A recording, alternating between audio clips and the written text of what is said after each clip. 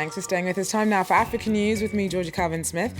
Tonight, dozens of villagers in northern Nigeria are slaughtered in an attack blamed on Fulani herdsmen caught up in a bitter land dispute with local Hausa peoples. Also, the ICC is still waiting for an answer from Ivory Coast over its request that Blé Goudé, a jailed ally of former President Laurent Gbagbo, is handed over. Meanwhile, the government says a photo of him partially clothed in a sparse cell is a fake. And UN peacekeepers team up with the DRC's military to launch a pushback against Rwandan rebels holed up in Eastern Democratic Republic of Congo. First up, in Nigeria, scores of people have fled into the countryside after survivors claim that gunmen on motorbikes killed more than 100 people in an ongoing conflict over land and cattle in the northwestern state of Katsina. Police have set the death toll at 40 and said the attacks, which began Tuesday and continued today, were part of ongoing violence between Hausa people and Fulani herdsmen. Most Fulani-related violence has been concentrated in the Central Plateau state. Nigerian analyst Opeyemi Agbaje tells us Fulani fighters have recently ramped up attacks and appear better armed and organised. In the last 1 year, we've seen so-called Fulani herdsmen operate across the north and particularly in the middle belt areas around Plateau State, the Jos area, Benue State, and even increasingly towards southern Nigeria. The attacks have been more frequent. They've happened throughout the last 2 weeks, for instance, in the Benue State, in the middle belt of Nigeria, with hundreds of people killed. But this is one of the first major incidents we're having in the heart of the northwest part of Nigeria, today's event in Katsina State. So you're saying that Fulani's had a history of fractious relations with communities across central Nigeria, but what do you think is behind this level of violence being seen in Katsina in the northwest? Well, of course, it's the same trend. Everywhere it's been Fulani herdsmen against indigenous local communities. They tend to be more nomadic groups. They trade in cattle, they move their cattle.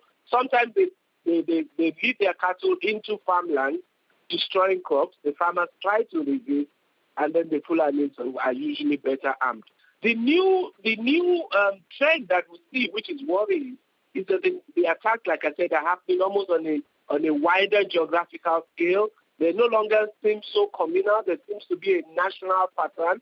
The Fulani so-called herdsmen are armed these days, usually with AK-47 guns, leading to high fatality rates.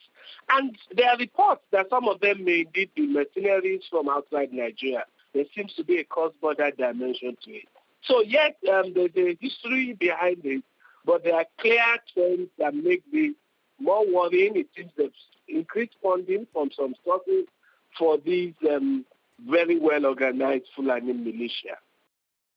In Ivory Coast, pictures reportedly showing a close ally of former President Laurent Gbagbo in harsh prison conditions have sparked controversy.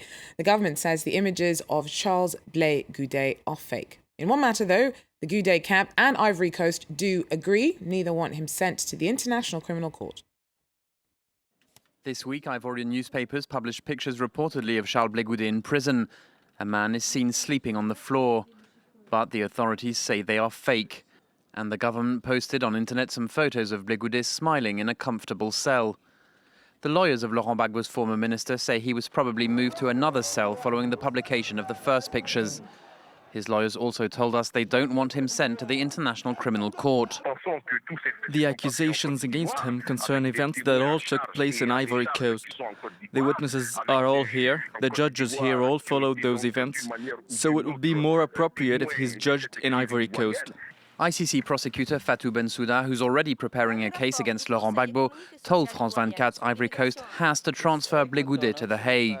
The chamber has decided not to grant the Ivorian authorities the time that they are requesting for to consider the surrender of Charles Blé Goudé.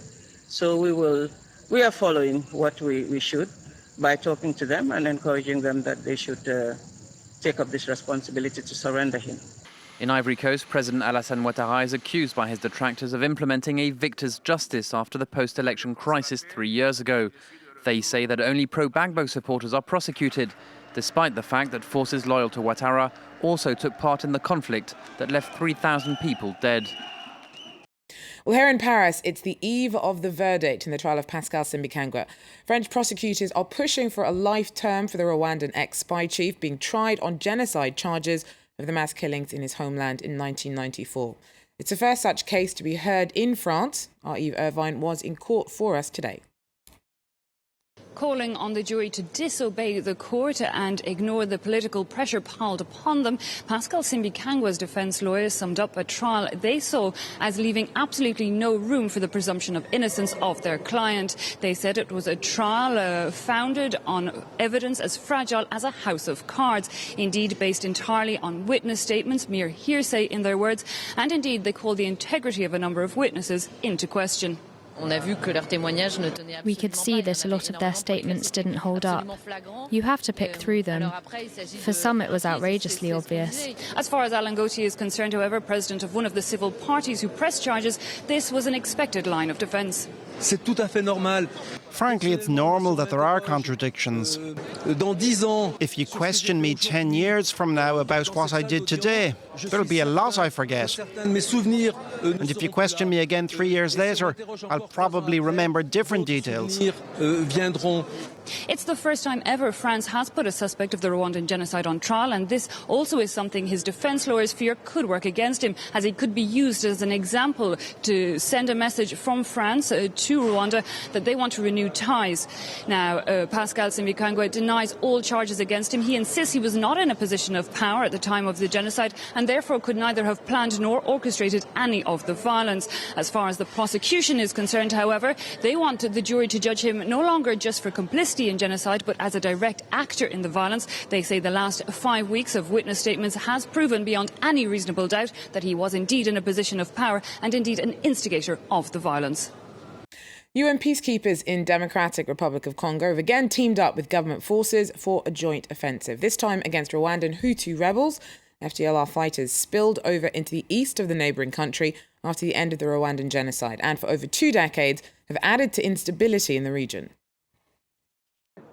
An offensive operation is being planned for the east of the Democratic Republic of Congo. UN peacekeepers and forces from the DRC army have agreed to put pressure on the Rwandan rebel group, the FDLR. The group has been here for over 20 years. After having waged a successful operation against other armed groups, the UN-led mission there, MONUSCO, is ready to tackle the FDLR. We have told the FDLR many times that, like other armed groups, they must disarm and go through the process of disarmament. They did not listen, and the military operations and the military pressure is in force and will continue to be enforced until the point when they disarm. It was a decision made in complete agreement with the Congolese authorities, who also reaffirmed their desire to see an end to the FDLR in the region. MONUSCO received the mission to collaborate and support with the armed forces of the DRC. This declaration by the head of MONUSCO in our country works with the mandate they received and with the work we do together. The FDLR is made up of between 1,500 to 2,000 fighters who are spread across a large area. They have continuously destabilized the region through their pillaging of natural resources and terrorizing of the local population. Their goal is ultimately to reconquer Kigali.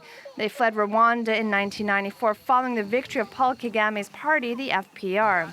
The movement is accused of housing those guilty of participating in the genocide and also of aiding Kinshasa in its fight against Rwanda.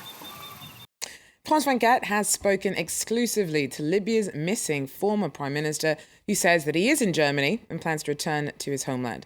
Ali Zidane was ousted earlier this week following a no-confidence vote by Parliament. Lawmakers acted after a tanker laden with oil stolen by rebels managed to escape a Navy escort and make it out to sea, while Zidane defied a travel ban issued over accusations of corruption and fled. He says that Tuesday's vote was falsified. On everything that has been said about corruption, well, I challenge anyone to find evidence that my government was corrupt. Yes, I will return to Libya, but not to become prime minister, not in this current context, with the National Congress. It's very bad. A real masquerade. Well, that wraps up African news for me. I will be back, though, with more tomorrow. Stay with us. A short break and more news and headlines coming up. Take care.